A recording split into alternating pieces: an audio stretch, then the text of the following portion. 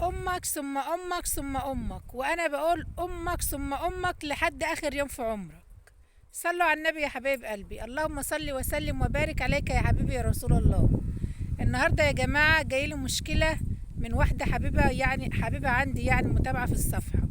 هي مسافره العمره، آه يعني بعد 15 يوم، وعندها بنت واحده وحيده، على مش عارفه بصراحه كام صوب، هم حوالي 3 صبيان كده ولا حاجه، ولا 4 صبيان.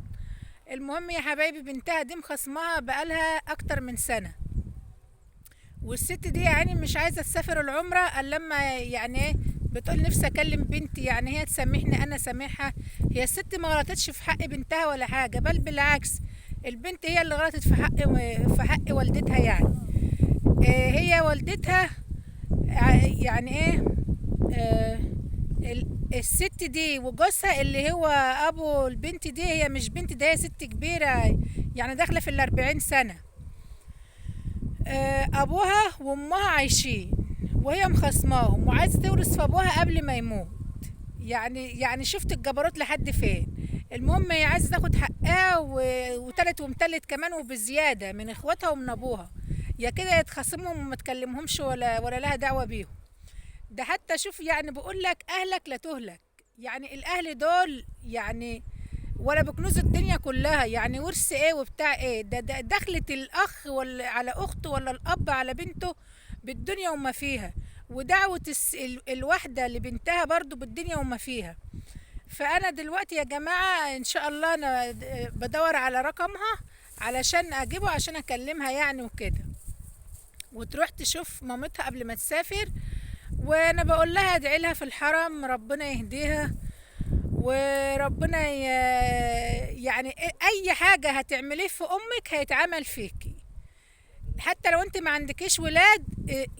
يعني ايه، يا ولك من غدر الزمن، يا ولك من غدر الزمن. فانا مش عارفة بصراحة، يعني الست ديت يعني نوعها ايه، هي نوعها ايه من البشر، ايه الجبروت ده يعني. بقول لها يعني الام ما بتتخاصمش، الام دي بتتشال فوق الراس، ده احنا ماشيين برضا امنا. يعني رضا امنا ده علينا بالدنيا وما فيها، ده الواحد يبيع الدنيا كلها علشان خاطر امه. انت سنة بحالها مخاصمة امك؟ ازاي بيجيلك نوم ازاي وانت مخاصمة امك؟ ده الواحد لما بيخاصم حد غريب بيبقى زعلان. اشحال دي امك، يعني انت مالكيش خير في امك، يبقى انت مالكيش خير في اي حد خالص. مش عارفة بصراحة يا جماعة، والله العظيم انا ما انا عارفة اقول ايه. الدنيا بقت غابة. اما البنت تخاصم امها ده كله سنة، ولا حتى يوم واحد. ما تخاصميش امك يوم واحد، ازعلي وخدي جنب يوم يومين وارجعي كلمي امك تاني.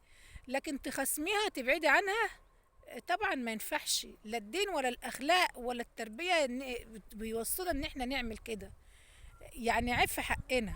انت يعني جوزك ما يأمنلكيش ولا لك امانة مع اولادك، واي حاجة عملتها في حق امك هتتعمل فيك. دان تو دان، واللي بيزرع بيحصد. ازرعي خير عشان تحصدي خير. يعني دلوقتي ولادك لما عارفين كده، لما انت مخاصمة امك اكيد بيقولوا احنا برضو هنخصمك كده، لما تكبري كده في السن زي ستنا هنخصمك. اي حاجة هتعملها في امك وابوك هتقعد لك، اي حاجة، اي حاجة. لا وامها بتقول لي مخصماني انا واخواتها وابوها، حتى هي وحشة حتى في حق الجيران. يعني هي بصراحة يعني ربنا يهديك، انا هقول لك بس ربنا يهديك. هي بس اكيد هي مخصمهم عشان الورث. يعني هم لو فقراء ما حالتهمش حاجة هتبقى كويسة مع اهلها. هي ديت يا جماعة، بصي يعني هقول ايه، بس يعني الدنيا دي غريبة قوي قوي عشان خاطر الفلوس. ده الفلوس دي احنا بندوس على الفلوس بتعلينا، الفلوس احنا بنجيبها، ممكن في لحظة يجيلك شوية كفالة الشر، شوية عيا، تصرفي كل اللي حيلتك، ساعتها هتقولي ايه؟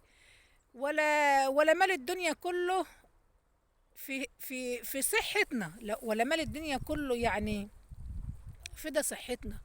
اه مش عارفة بصراحة، انتوا يا جماعة قولوا رأيكم. الست دي تروح لبنتها، هي بتقول انا خايفه اروح لها اصالحها، جوزها هيكرشني. فانا طبعا بقول لها ما تروحيش، ده هي اللي تجيلك وتركع تحت رجليك وتبوس على راسك وتبوس على ايديك وتستسمحك ان انت تسامحيها وترضى عنها. لان رضاكي من رضا ربنا. الام دي الام اللي ربت اللي خلفت وربت وكبرت وعلمت وسهرت الليالي. احنا كلنا امهات طبعا وعارفين الام قد ايه بتتعب وقد ايه بتشقى.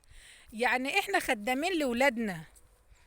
فمش دي طبعا اللي جازتنا، مش دي جازات امك انك تخصميها سنه بحالها. اتقي الله اتقي الله واركعي تحت رجل امك وبوسي على راسها وبوسي على دماغها. ايوه هو راسها هو دماغها هو في ايه. بوسي على ايد امك وبوسي على راسها وبوسي على رجلها كمان. مش عيب؟ احنا كلنا بنبوس على رجل امنا. طب بس يا رب ربنا يخلي ام وكل يوم اركح تحت رجلها مليون الف مره. وربنا يخليها لنا يا رب، ما يحرمناش منها ابدا. وربنا يخلي كل حبايبنا وربنا يسترها معانا. احنا في غابه يا جماعه، والله العظيم احنا في غابه. انا مش مصدقه ان في بنت تخاصم امها سنه بحالها. الام ده الام دي، انا لو فضلت اتكلم عن الام دي العمر كله مش هوفي حقها. والله العظيم ما هوفي حقها. الام دي حاجه عظيمه، حاجه عظيمه يا جماعه. عيب في حقك، عيب في حقك بجد. انت ماشيه كده في الشارع ازاي؟ بتوري وشك للناس ازاي وانت مخاصمه امك؟ انا بص، انا عندي ذهول مش عارفه اقول ايه بصراحه، والله العظيم ما عارفه اقول ايه.